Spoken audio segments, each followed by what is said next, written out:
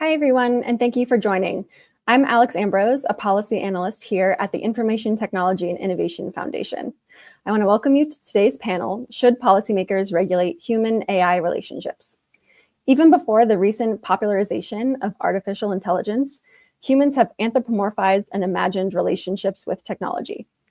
These parasocial relationships to tech can lead to perceptions that the technology has a soul or is real or can truly emote. And while that's simply not true, the ways in which technology has advanced in such a way that facilitates us humans believing that technology really cares for us or is really our friend is quite true. And this cycle continues with AI companions. While chatbots are designed to engage in conversations with humans through text, voice, or video, AI companions take this technology a step further, as they are AI systems that are designed to show empathy, ask personal questions, and provide emotional support. They typically engage with users through storytelling, complete with their own backstories and supposed interests, as well as an avatar profile photo, often taking the form of a popular TV or movie character. Users craft their companions' personalities by upvoting particular responses or by building responses back to the AI companion. While ChatGPT may arguably be the most popular chatbot, especially for searching for new information and for workplace tasks, research proves users are increasingly using chatbots less for simple tasks and more for friendship and companionship. While there are potential harms in this shift, in our conversation we'll get into those, there are also huge benefits, such as personalized and tailored learning with AI tutors, or mental health companions, which can help users process emotions, identify patterns in their thinking processes, and offer coping strategies. For vulnerable adults or young users, AI companions are available 24/7 for support when real-life friends or family may be unavailable. The importance and relevance of this technology is clear. The time is ripe for policymakers to support responsible innovation, and today's conversation will hopefully kickstart those necessary conversations. Now, before I introduce our panel, I want to remind the audience that you can ask questions throughout our conversation via the Slido link on this event's webpage, on the ITIF website, or in the description box on YouTube. With that, I'd like to welcome our panelists onto the screen. We have with us today Taylor Barkley from the Abundance Institute, Kathy Fang from the MIT Media Lab, and Melody Dinchar of the Tech Justice Law Project. So each of our panelists work on this issue from a very different perspective. So I'd like to go around, just ask all of you very broadly, how did you first learn about AI companions, get interested in the space, and then maybe also couch your answer with sort of what do you even define as a chatbot or AI companion, and what would be helpful as we start? Because I think there are lots of definitions and terms thrown around and folks might get confused on sort of what we're talking about exactly here. So if you could also maybe talk about what you see as sort of the top areas the public should be focused on when it comes to this technology. Kathy, I'd love to start with you. I know you're approaching this as a researcher and technologist, so love to start to you and then shift over to Taylor and the rest of the panelists next. Sure. Yeah, thank you for having me here. I'm Kathy. I'm a PhD student at MIT Media Lab Fluid Interfaces Group. And at our lab, we have been prototyping with AI and also studying its impact on individuals' learning and health. Some of my colleagues have been looking at how AI companions correlate with individuals' sense of loneliness. And my personal interest is also around how can technology be built to promote emotional well-being. So recently we collaborated with OpenAI on this large-scale study, which is pretty timely around this time. I'm happy to chat more about the work later. Yeah, that'd be great. Taylor, please. Hey everyone, great to be here. My name's Taylor. I'm at the Abundance Institute. We are a think tank focused on emerging technologies and ensuring those emerging technologies can flourish, because technological progress has been such a boon to improving quality of human life throughout history. So we focus on policy barriers and cultural anxieties that stand in the way of new technologies emerging and flourishing. And this particular topic, I'm motivated for a few reasons. First of all, I want to raise awareness. I mean, the use of AI chatbots, it's growing, companion chatbots in particular, but still many people are unfamiliar with these terms. And maybe a quick definition on that, since you asked, Alex. There are chatbots and companion chatbots. Every companion chatbot is a chatbot, but every chatbot is a companion chatbot. Some people use chatbots as companions, but they're not companion chatbots. And this is reflected in some of the legislation and perhaps we'll discuss today. and in the public policy context. I'm also attracted to this issue because it's fascinating. This gets at really fundamental questions about what does it mean to have relationships? What does it mean to have engagement, emotional conversations, deep conversations? And for me, in my experience, it's challenged a lot of fundamental assumptions and maybe deeply held beliefs that I really haven't expressed in words or thought much before. So it's a lot of fun and fascinating. And then finally, I'm really I think the important thing here is that this issue, particularly in the public policy context, regulating chatbots, companion chatbots, is about regulating the form and function of human software interaction. And humans and software are complex. They don't respect borders.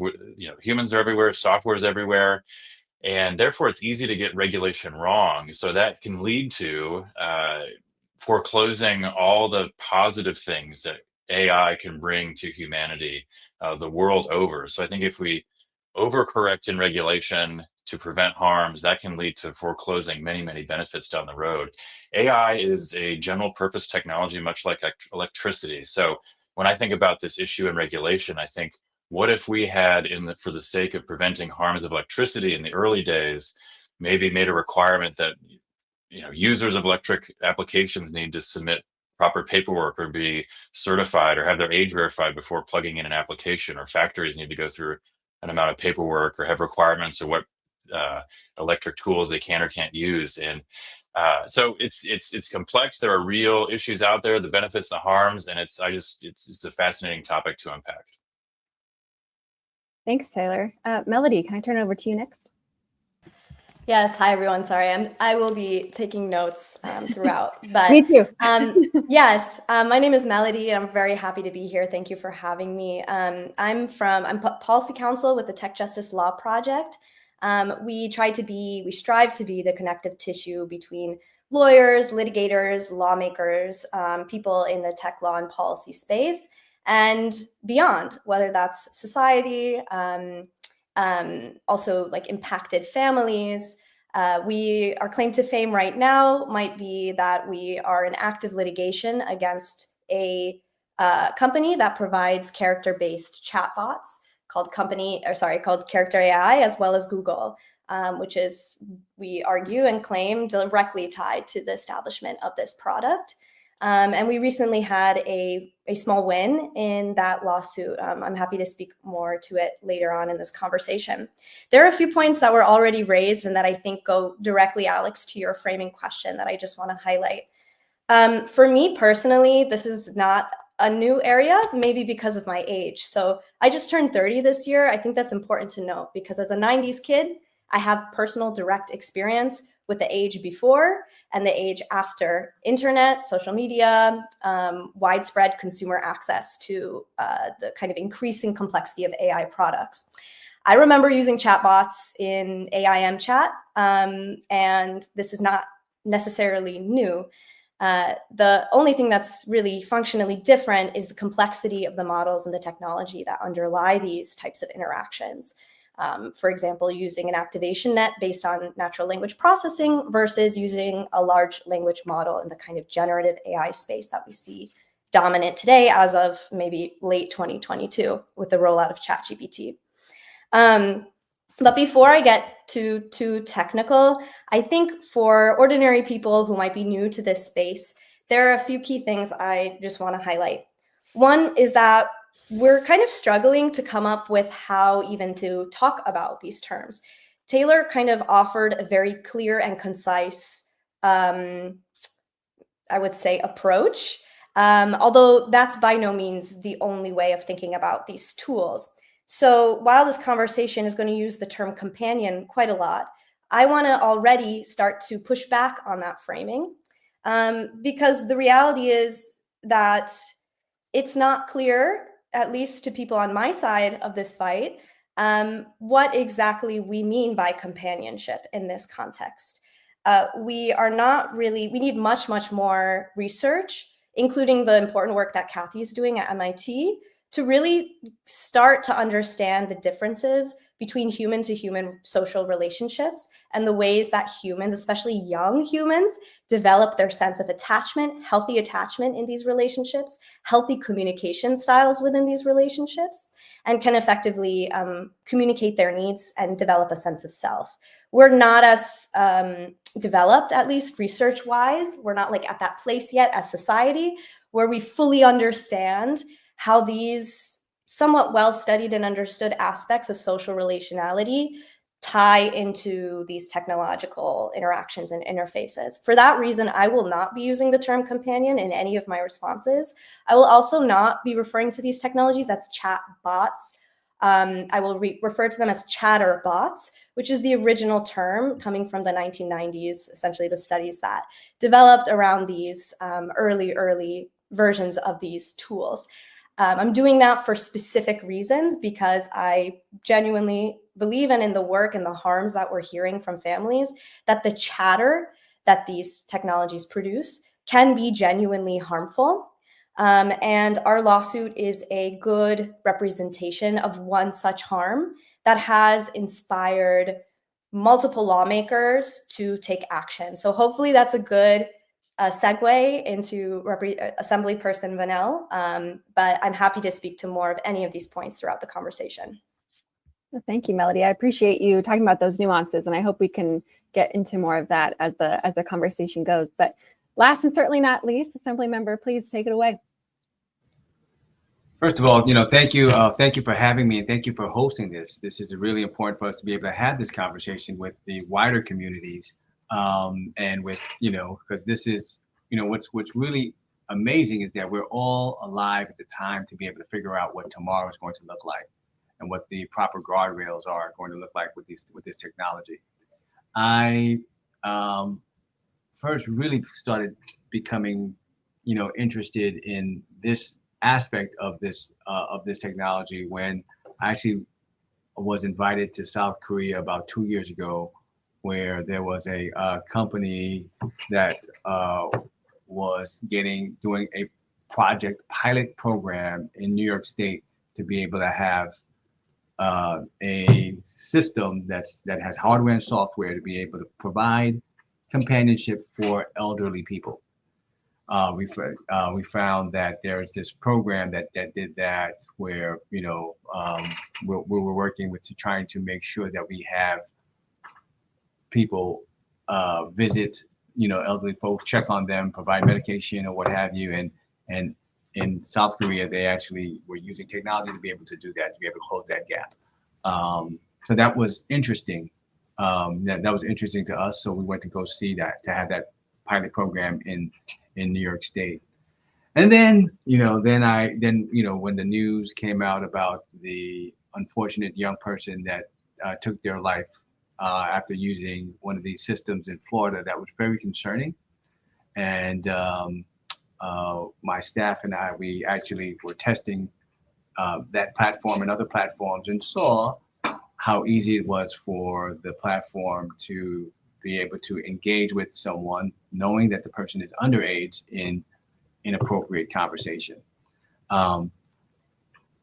It's really difficult, but we must figure out, and Taylor addressed some of this in what he was talking about. It's really difficult to be able to figure out what the guardrails are with this general technology, but we have to do the hard work in order to do so. And we have to figure out, Melody alluded to definitions. When it comes to figuring out the rules, what are they? Definitions is a really difficult thing to really figure out. And now keep in mind, this is for the people that are watching, this is not all doom and gloom, right? So these technologies provide, and I'm sure Alex talked about this before when she, in the opening statement, provide great opportunities and benefits for interaction, for human convenience, and on a whole host of number of things, but we have to make sure that we have the proper guardrails in place. But it's hard to figure out. And that's why we need a lot of people's help on this. Yeah, well, I want to stick with you, and I think that leads exactly into kind of my follow-up question for you about those guardrails. And I know you've started thinking about this and have started introducing some bills on this front. So could you maybe talk about your legislation and maybe what the next steps are there? So one of the first things that we did, because it's so difficult, we said, okay, let's start at the edges. So we have a bill that deals with the worst case scenarios like suicide, right? Where or self-harm kinds of issues where it's clear that where someone is that has ideations of suicidal thoughts, that the platform should do X, Y, and Z. Um, and we were working with the industry, with organizations to be able to figure out what the proper route to go. So we started off with the most egregious kinds of harms, and we have a lot of work to do. So we introduced that bill last year, I believe, and then it came into law in New York State as part of our budget process, where in I believe a couple of months ago, actually, the budget happened pretty late this year. So a couple of months ago, but we still have a lot of work to do in that process. I wanted it to go through the regular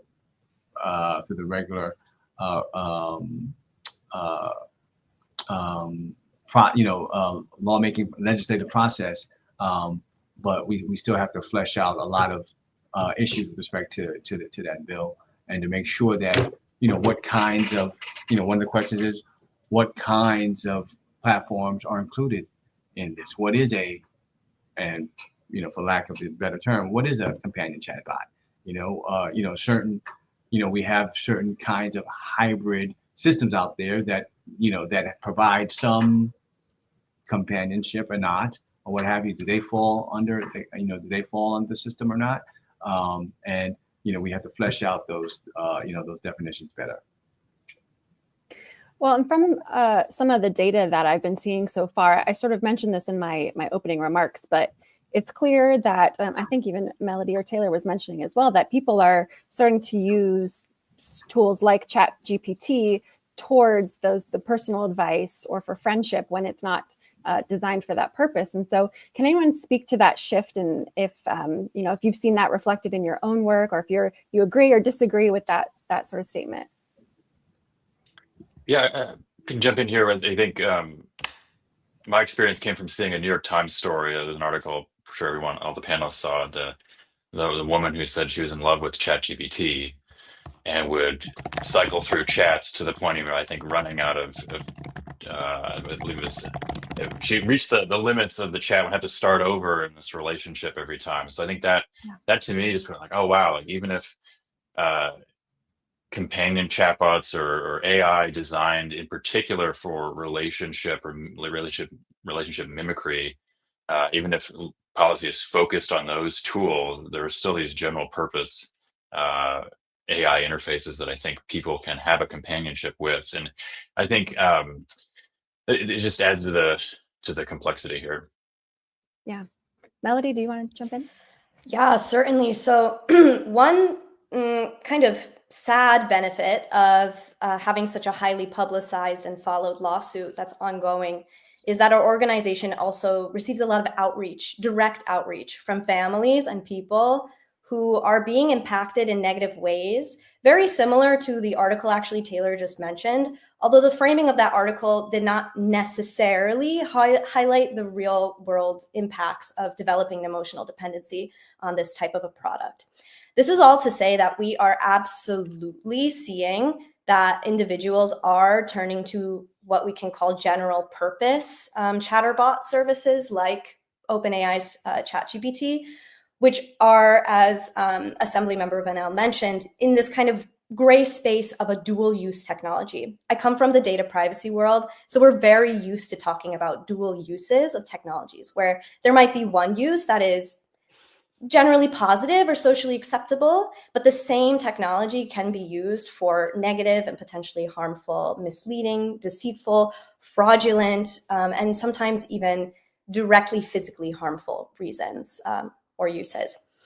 So this is all to say that absolutely this is a trend that we're seeing that's causing very similar harms, socio-emotional harms, which I would argue, at least until relatively recently, the legal world has had a lot of difficulty addressing with legal remedies. And so an important aspect, I think, of the policy conversation and in our kind of attempts to grapple with these hard questions is figuring out what the right balance is in terms of empowering individual people to sue when they've been harmed in very concrete and particular ways that by no means should be defined, for example, by whether something counts as a companion or not. And I'll give you a good example. We have been reviewing, as ITIF has as well, many of these bills that are popping up around this space in various states. And one example of a bill where it's not tied to a definition of companionship, it's not tied to a focus solely on use by minors, and it's not tied to these very serious harms alone of inducing or kind of enabling suicide ideation or physical self-harm, as well as financial harms, which we're also starting to see, is Utah's bill SB 266, which has a definition. It kind of follows the EU AI Act model of separating impacts into risk levels: low risk, medium risk, high risk. But the definition for high risk interactions, I believe, could apply across the board and could be a very good baseline for assessing from a policy angle whether a specific application, even if it's general purpose like ChatGPT, might be causing harm to real people in a way that violates the law. And so just to be very brief, it defines a high-risk interaction as any interaction that collects sensitive personal information, that gives personalized advice, recommendations, or information that can inform someone's real-life substantive decisions. And it gives some examples of those types of advice. So financial, medical, legal, and medical, of course, includes information that might impact someone's mental health. Well, thank you for expanding all of that. I think it sort of builds as well to some of the research that Kathy has been doing, particularly the paper with OpenAI and focusing on how users engage with these platforms and what that means for emotional engagement and well-being. So Kathy, could you speak to a little bit more of your work on that and what you found? Yeah, sure. I think, yeah, just to also build on top of what people have been speaking about, the ChatGPT platform has been mentioned many times now, and the sense of people are not just using it to, get help with planning a trip or answering some questions that they would usually search on some browsers. There's, like Melody pointed out, other types of usage that involve very personal and emotional conversations. So that's exactly what we wanted to investigate, whether different kinds of interactions, so that would be different types of conversation types, non-personal or personal conversations, and also the modality through which that individuals engage with these AI chatbots. So we looked at how using it via text versus via voice, and also what kinds of voice. Some voice actually can sound and act very engaging, easily for people to project or anthropomorphize them. So we collaborated with OpenAI, and actually there were two parallel studies. One that was led by us. It was a randomized control trial with almost 1,000 people. And the OpenAI in parallel also ran a separate study that's looking at live platform usage. So I'll be mostly focusing on the study that we led, but I can also answer some questions about the live platform study as well. So we looked at how different, like I said, different interaction modalities and conversation types affects individuals' subjective feeling of loneliness, how much they socialize with other people, and also their emotional dependence and potentially problematic use of the chatbot. And I think across the board is to, and also I should preface by saying that we did require people to stick with the ChatGPT platform, but it's a different version depending on which conditions they're allocated in. So all the conclusions or results are sort of bounded by the setting of the study. But we think that the results should give us insights on how people might interact with other types of chatbots. And we also prompted people to use it for about 5 minutes per day for the duration of the study, which is 4 weeks. And we found that overall, if you talk with a chatbot on average daily for a longer duration of time, it leads to it's associated with higher loneliness and also lowering socialization compared to where you were before at the beginning of the study. But also interestingly, we actually saw results that were maybe a little bit counterintuitive. So for example, one would maybe think that or guess that interacting with a voice-based chatbot and maybe a more emotionally engaging voice would lead people to having more emotional dependence or maybe increased loneliness. But in fact, we saw text modality, or rather the neutral voice, had a more greater impact on these fronts in comparison with the emotionally engaging voice.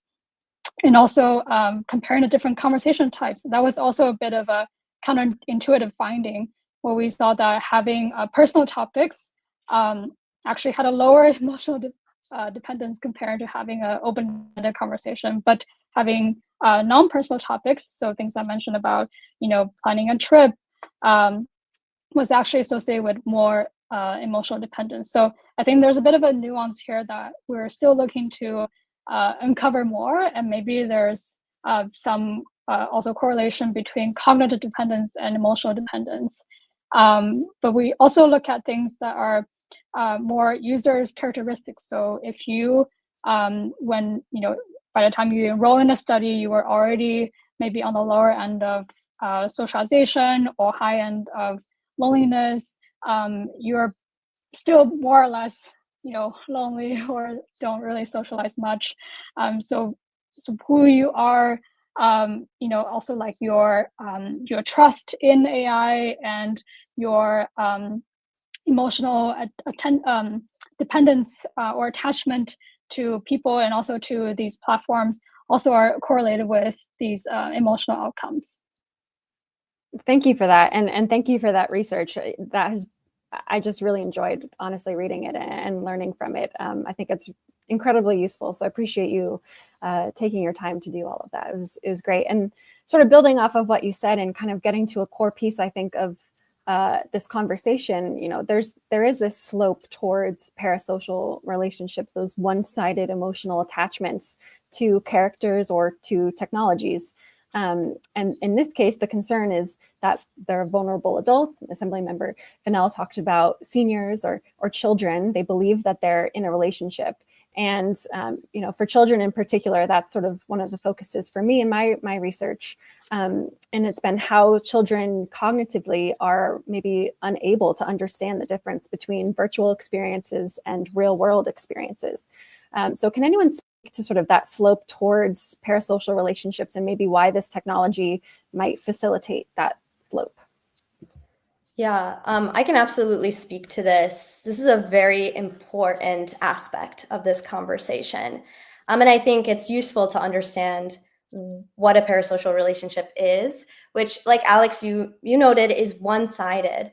It really comes from a pretty common phenomenon, at least in the modern day, of celebrity fandoms, of being able to cultivate a very intense emotional connection and investment, sometimes of aspects of your own personality, in relation to someone who doesn't know you exist.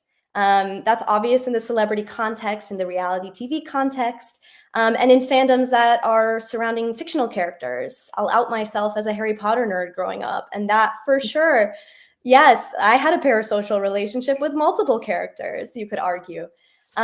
These relationships are not necessarily always harmful. And I think there is some emergent social psychology research on the potential benefits of parasocial relationships as well in identity formation, especially for young people. But I want to draw a little bit of a distinction here between what the type of relationship an individual user might think is being created in interactions with chatterbots and what companies that deploy these mostly commercial products are actually doing to develop those attachments.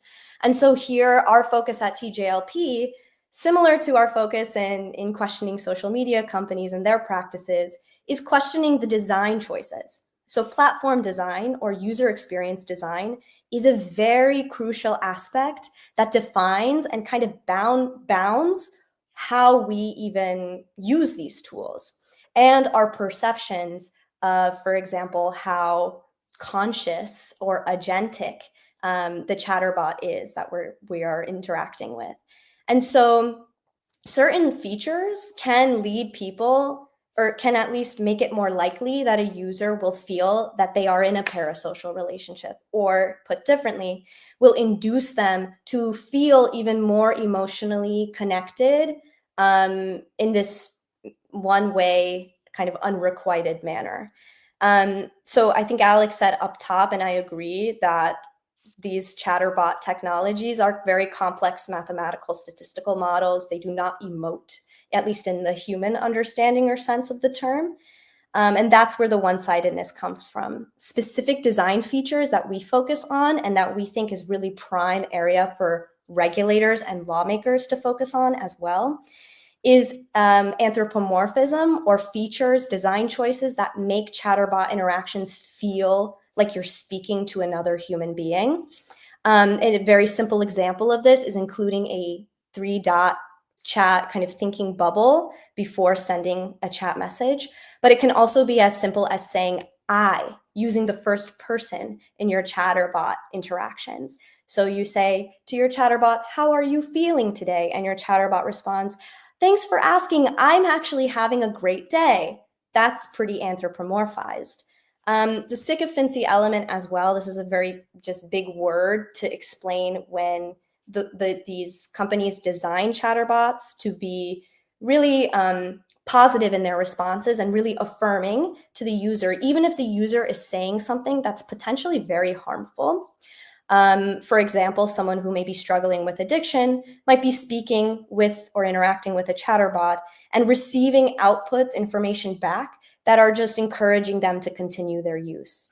Maybe because the chatterbot has been programmed or designed in a way that can determine that that's the type of response that will keep the user in the interaction longer. And this brings us to another element of the parasocial relationship, which is that usually there's some element, I'm not going to say of obsession, but of feeling a compulsive need to return to the object of your desire.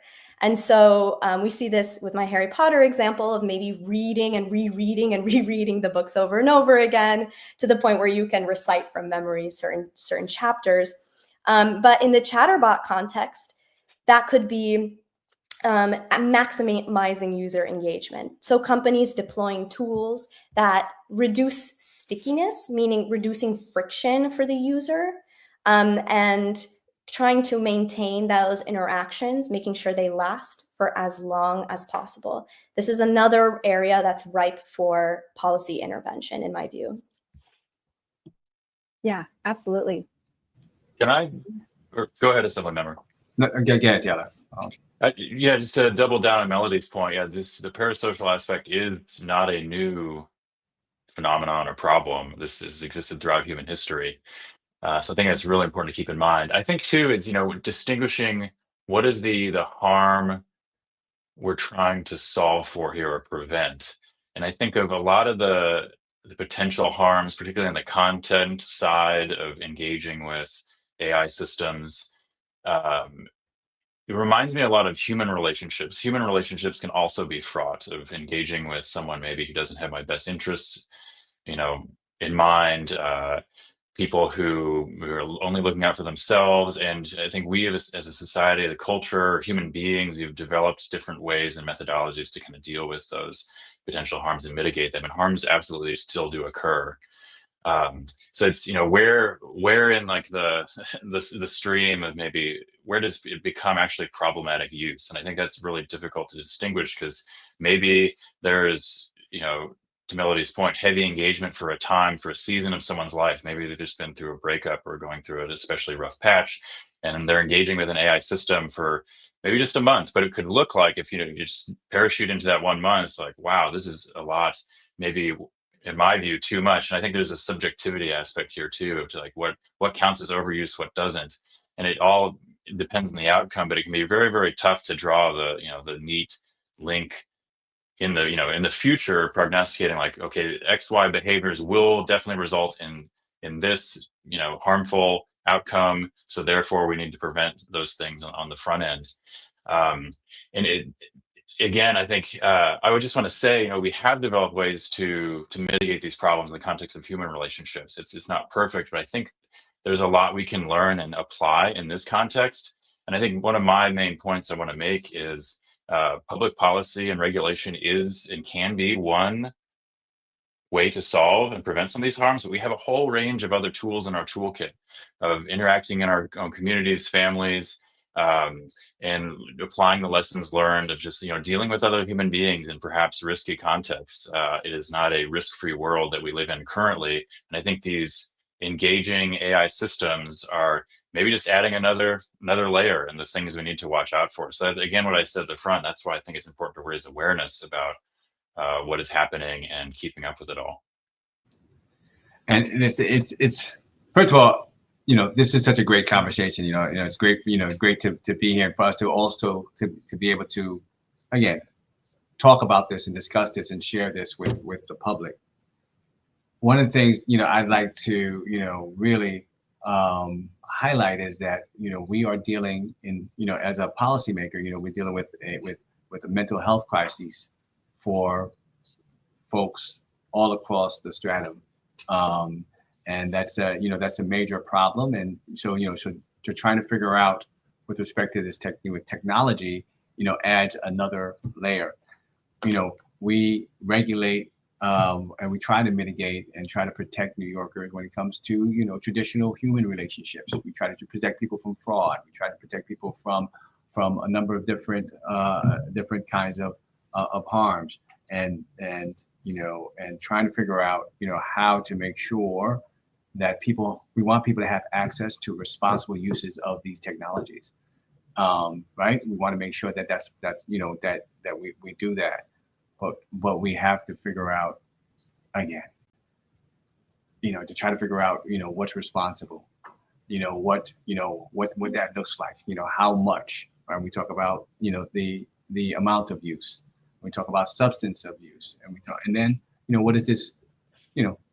One of the major things we also have to do too, and is that regulations won't address everything. We have to make sure that we educate folks. Right? We have to educate parents with their children's uses of these technologies. We have to make sure we educate seniors. And then we also have to make sure, on the at least on the government end, I think, to be able to provide resources to organizations to be able to close that gap. Also, right? Government can't reach everyone well, but there are great organizations out there that also can make sure that we provide the resources so that they can close that gap. I'm glad we were talking about this education piece. That was one of my questions I have coming up, and it's also a question I saw we got in our audience Q&A. And so, I would love nothing more than the chat with you all for the rest of the day, because this is just so fascinating to me, and you're all so knowledgeable about this topic. But I do want to be cognizant of time and maybe start to turn to our audience questions, and want to remind our audience that you can ask questions via the Slido link in our event webpage description or in the description box on YouTube. So in the meantime, while we wait for some more of those questions and before we start to dive into those, I think Melody was talking about some of the design Melody and Taylor both were talking about some of the design impacts and how that can be one direction to go in for policymakers. But also there's, I think in a lot of these bills, we're starting to see this approach where it's almost mirrored in a lot of the social media kind of bills that are out there, both at federal and state level. And as we know, this technology is much more insular and individual and a personalized experience, which is completely distinct from social media. So Taylor, I wanted to come back to you and maybe ask you to speak on how these policies are kind of starting to take shape and why this sort of tailored experience might make it a little bit more difficult to particularly identify and mitigate those harms. Yes, this comes up often in my conversations with legislators and policymakers, state, federal level. they're eager to. There's often the feeling that they were too slow to get involved in social media harms. So here we have this new wave of AI, and as we've talked about throughout this panel, AI is not new. It's been around for 70 years in different forms. But ChatGPT in November 2022, ChatGPT 3.5 is the reason we're all having this conversation now. This level of engagement has really step changed up. And so there's this sentiment amongst policymakers of let's not make the same mistake. Let's get ahead of the ball here with AI systems and put appropriate guardrails in place. I think I totally understand that sentiment. There are important distinctions between the two kinds of technologies. Social media involves a network of individuals and organizations involved on a platform of some sort. Platforms run the gamut of different styles. AI in this in chat context, it's one to one, and the other one is a computer. A human being is talking with a computer. And you mentioned, the private aspect here too, Alex. I think it makes it difficult to understand. Sometimes there's a text log that's available, and one can look at it as a third party and see what was the conversation happening. But often that's not the case. And I think it's important too. The free speech issues come up, and I want to make sure to just like briefly, talk about this. I think in the social media context, I think it's maybe a little easier there to see how free speech protections can come into play. Here an individual has a chance to broadcast to many, and political discussions are involved. The things that are just on their face, speech content. And then here we have in a one-to-computer context, what are the free speech considerations? And this really challenged me until I was reading something from Professor Jane Bambauer, University of Florida, and she highlighted an interesting article on how free speech protections, the underlying concept is the protection against government regulation of an individual's thought. And here we have in a private context, one-to-one conversation, individual Americans speaking, in the American context here, do they have the freedom to have their own thoughts in a private conversation with an AI chatbot? And these are some of the complex things that, again, we will need to continue to unpack, but I think should remain sacrosanct and protected from overregulation. That's well-meaning, well-intended to help children and all users, but I think we need to be very careful before stepping in and overstepping into regulating. I think what human beings are, and Americans in particular, are thinking and chatting privately. Think of like regulating what people are telling their diaries, perhaps, or maybe even telling their favorite stuffed teddy bear about how their day went or didn't go. The pet, animal-human relationships are an aspect here too that can also provide another model for what can be done. And of course, there are unique aspects that we've addressed of how these AI systems are set up, but definitely want to make sure to hit that point. No, thank you. And I think Melody, you want to chime in next? Yeah, I'm not sure if I'm the only lawyer in this room or not, but our case actually actively engages with this free speech argument. I just want to say a lot of respect to Professor Bambauer, but she is just one perspective. And in fact, that her view of this extremely expansive free speech protection doesn't really align doctrinally with how courts assess the First Amendment. We see this in play in our lawsuit. The big win that I mentioned earlier was actually around this free speech element. And a lot of the news reporting has not really engaged with it in a nuanced way. So I just want to take maybe a few seconds to really dig into that. There's an understanding of the First Amendment by judges and courts, which are the ones who will be reviewing these laws and deciding these lawsuits, that yes, you certainly have a protection against the government trying to censor you or to silence you or to even influence your thought process, what you can come up with in terms of your beliefs, your religious beliefs, your political beliefs, etc. That's a pretty limited view of the First Amendment, but it's also one that's very true to the text and to the historic intent of the amendment. In this chatterbot context, what we're starting to see judges grapple with, and which is something that might inform how lawmakers approach regulating this space, is this question about the importance of intent behind an expression. So I can say something, and as a human, we can already kind of imply that I had an intent to say that thing. what courts right now are finding is very lacking in the chatterbot context is that as a user, I might intend to have a certain type of conversation with a chatterbot, but the chatterbot is just a complex piece of technology. To date, we don't have any proof that there is any subjective intent that's formed before a chatterbot puts an output into your specific chat box interaction. And that has been the failing point of these free speech arguments connected this way. I also just want to take a second to push back on Taylor's broader point and positioning that individual harms cannot be addressed by greater policy measures. That's just not how regulation works in this country, or globally speaking, rather. I can say that. In fact, it's usually the confluence of a lot of individual harms that inspires lawmakers to act. Usually, unfortunately, in this kind of retroactive, responsive way, and in a way where I will note that the tech companies that produce these products have a huge amount of influence, both financially and kind of ideologically, in these lawmaking processes in this country, for many reasons that go beyond the scope of this conversation. And so I think it's important to note that these kind of responses that Assemblymember Vanel mentioned, and this kind of framing on individual harms can't translate into public kind of big laws, puts too much of the burden on individuals, on individual parents, on individual educators.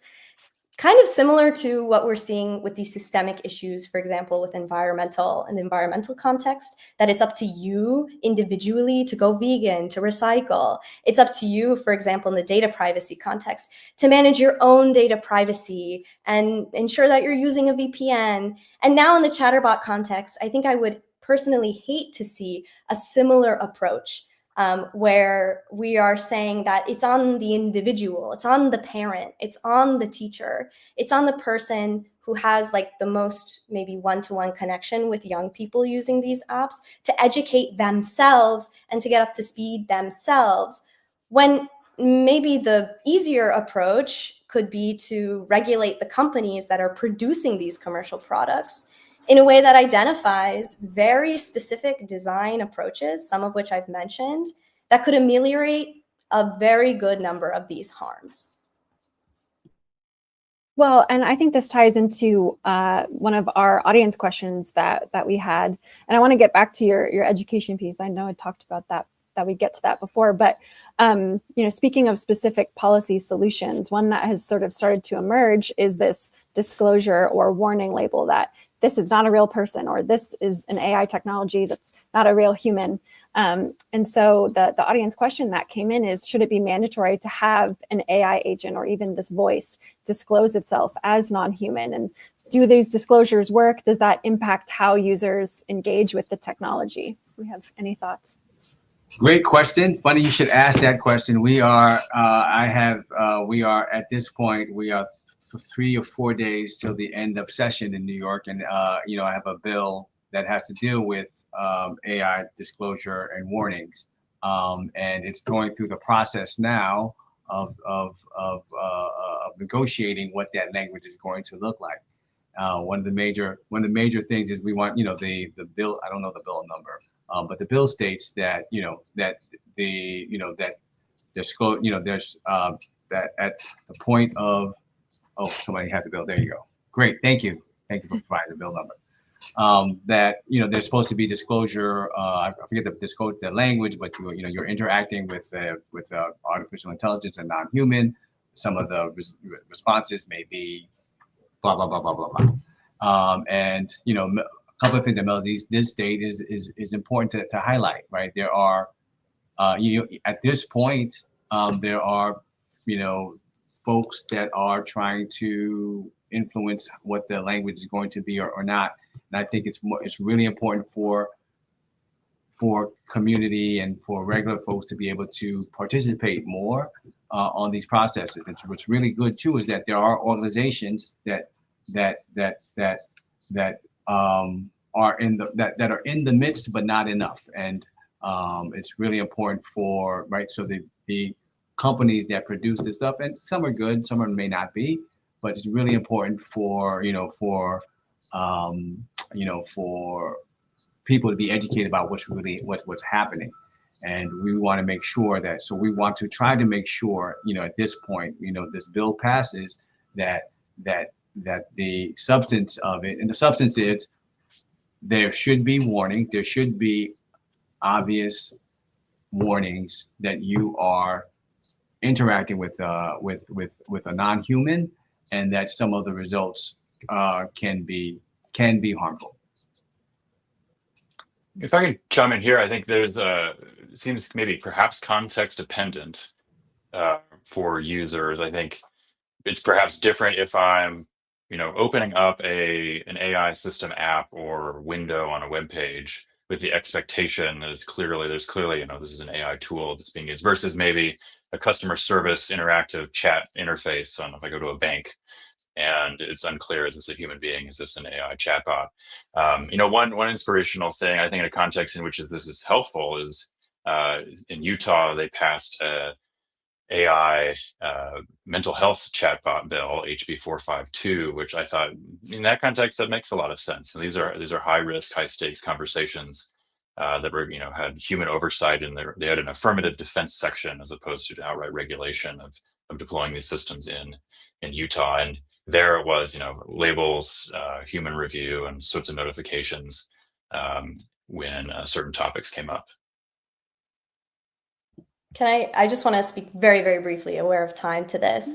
I think disclosures are a good first step, but by no means should be the end of the conversation. And that's kind of my fear. We saw a similar move with social media, so-called nutrition labels that would clarify to the user like what the social media company is doing with your data, for example. And I think a disservice to focus the conversation solely on disclosures. I think there are additional things that companies need to be doing from a design standpoint to minimize the way that interactions and outputs produced by chatterbots still give the impression to users that they're interacting potentially with another human being. Disclosures are extremely important to ignore, extremely easy to ignore, rather. And even for many users, going back to the parasocial relationship idea, I know that Harry Potter is not real, but that doesn't change my ability to develop an emotional dependency on such characters. And I think that's where the disclosure intervention has some inherent limitations. Like, for example, if I know there's a line in the movie Her, which I think is actually really apt for this conversation. Her is a movie that depicts a kind of near future Los Angeles, and people are mostly through audio input, not through text, interacting with these AI agents in these very emotionally revealing and vulnerable ways. And the reality is, there's a line where the main character says to his AI agent, but you feel real to me, after she's just spent a long time telling him, I'm not real. I'm a piece of computer code. And the romantic feelings that you've developed for me, 600 people have also developed the same romantic feelings for me because I'm a computer program that's being deployed on a mass scale. I think that's it's a line from a science fiction movie, but it's a good way to maybe think about what we're actually seeing in reality today, which is that people can form deep and meaningful emotional relationships from their one-sided perspective on a technology that is not designed with the user's best interests in mind. And I'll note that at least one bill in North Carolina, rather, SB 624 sets out very particular duties for companies that produce these chatterbots that attempt to minimize these tendencies towards emotional dependency. And those duties go way beyond just disclosing that you're not a bot. Yeah, that's a great point. And I am genuinely very sad that this conversation is coming to an end, because I have so much more I want to ask you all. But as we sort of wrap up, I have another audience question that I think is a good one to end on, which is sort of, if we could all pinpoint this one sort of big change, whether that be advice you have for a user themselves or for parents, how can we approach this technology in a healthy way? And maybe if you could sort of pinpoint what that change would be as the public is thinking about this technology, or maybe what you would even change about the technology itself. What's that kind of one issue you're most focused on moving forward? And Assemblymember, if I could start with you. Wow, one thing, I guess, for me, the one thing is about engagement, right? So this is, Melody talked about is, disclosure not enough. So it's, for me, it's a journey, right? It's not a thing. So I have to do all, right? We have to address all of this. And what's really important is I'm excited that the audience are taking their Wednesday after lunchtime to be able to engage with us. So first of all, thank you to everyone that's watching and viewing this. And one thing that's really important is for you to engage. You can, if you're a New Yorker, you can easily, I'm a public official. The first word is public. You can get to me, right? As much as any big company, as much as whatever, you can get to our offices and we can engage. Also follow, talk to your local representative on the state level, on the municipal level, on the federal level, and find out what's happening around this issue. And if not enough is happening on this issue, you have as much power as any entity out there to start, to get a bill going and to address this. Also, there are great organizations out there that you can engage with to be able to figure out and to help. You can help determine what the guardrails are in this space. Moving forward, you have a lot of power. And before I go I want to thank everyone, all the panelists here that are doing great work in this space. And I use you guys' information and research or what have you in lawsuits and the great work that you're doing at MIT, Kathy. It's really important for us to be able to engage together and learn from each other. Absolutely agree. Yeah, thank you. Kathy, I'll turn it over to you next.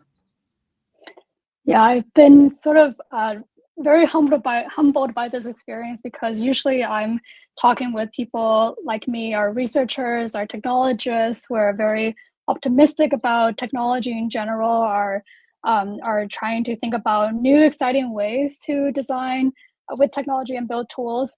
But I think, in general, I think have a consensus here, at least in this panel, that this is a very complex issue that I think we need a lot more conversation across the board, not just policymakers having the discussions alone. We need to bring in, people like me who are building technologies, and maybe, also platforms. I think one example is with this kind of study that we're doing, but we need more benchmarks that go beyond sort of technical evaluations of how these models perform. I think a lot of progress we're seeing are, models are doing better at answering doing math questions or science. While these are all great, I think because, we're gathered here to talk about more of these social issues are seeping into our everyday lives.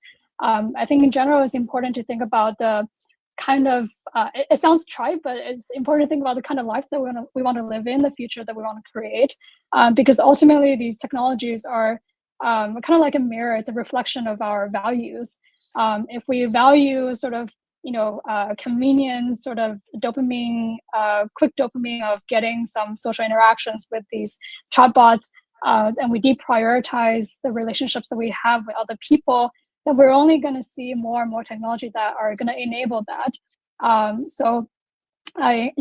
If my one takeaway from today's conversation is, I want to also encourage ordinary people to follow more research that's coming out from our group, for example, and also from other folks that are sort of looking at this issue, not just on the new exciting tools and technologies, although they're great to look out for as well. But I think this kind of conversation is very important. Yeah, I couldn't agree more. Thank you, Kathy. I'll turn to you, Melody, next. Yeah, I'm aware of time, so I'll just second everything that's been said, especially Kathy's point about this really techno-solutionist approach that we're seeing right now to real social and structural problems. kind of going back to something Taylor mentioned, we did regulate electricity as a public utility. And as a society, we should be willing to regulate AI and the impacts that it's having that are widespread and on a massive scale, and that frankly, people did not ask for. There's not a clear user use case that precipitated this technology. It's kind of, we're in an age of top-down applications and rollouts of these products without initial social interaction or input into their development. Again, these are largely corporate technologies at this point. So maybe one ray of hope could, outside of the policy conversation, is that at a minimum, these technologies highlight to us and reflect back to us, as Kathy mentioned, some deficiencies in our own social relationships, and maybe suggest that we need to put more money, time, energy, and societal value into making sure that people have healthy human-to-human relationships, so they don't feel the need to turn to these types of tools for some kind of echo of companionship. Yeah, thank you. Taylor, take us away.